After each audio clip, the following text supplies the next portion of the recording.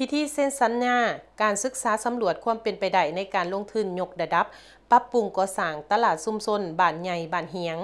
ระหว่างบริษัทตลาดโพนเงินจำกัดผู้เดียวและองค์การปกครองเมืองสุขุมาตอนเสาร์วันที่ 4 มีนาคม 2026 นี้อยู่ที่สโมสรของเมืองโดยมีพิธีลงนามเซ็นสัญญาการศึกษาสำรวจความเป็นไปได้ในการลงทุนยกระดับปรับปรุงก่อสร้างตลาดชุมชนบ้านใหญ่บ้านเฮียงเมืองสุขุมาแขวงแก่นประสักระหว่างเมืองสุขุมาต่างหน้าโดยหองการอุตสาหกรรมและการค้าเมืองเอิ้นว่าฝ่ายโก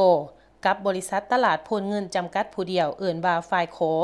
โดยภายใต้การเป็นประธานของฐานพรพิรุณนรสินห์ห้องเลขาผักเมืองประธานคณะกรรมการปกครองเมืองฐานบัวเลียนเผยบุญส้มคณะประจำผักเมืองห้องประธานคณะกรรมการปกครองเมือง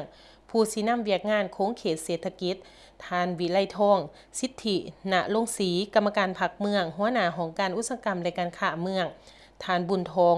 วงอินทีประธานบริษัทตลาดโพนเงินจำกัดผู้เดียวหัวหน้าของการจากแขนงการเกี่ยวของเมืองพร้อมด้วยพนักงานวิศการเข้าร่วมซึ่งพิธีลงนามเซ็นสัญญาดังกล่าวแม้นได้มีจุดประสงค์เพื่อดำเนินการเจรจานำกันอย่างจริงใจบนหลักการความถูกต้องและสอดคล้องตามระเบียบกฎหมายที่กำหนดไว้ของสาธารณรัฐประชาธิปไตยประชาชนลาว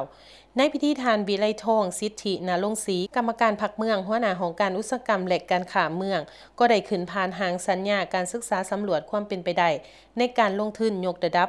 ปรับปรุงก่อสร้างตลาดชุมชนบ้านใหญ่บ้านเฮียงจากนั้นท่านบุญท้องวงอินทีประธานบริษัทตลาดพลเงินจำกัดผู้เดียวก็ได้กล่าวตื่มว่าเพื่อรับประกันในการปรับปรุงยกระดับตลาดดังกล่าวให้กลายเป็นตลาดถาวรที่มีการซื้อขายตลอดวัน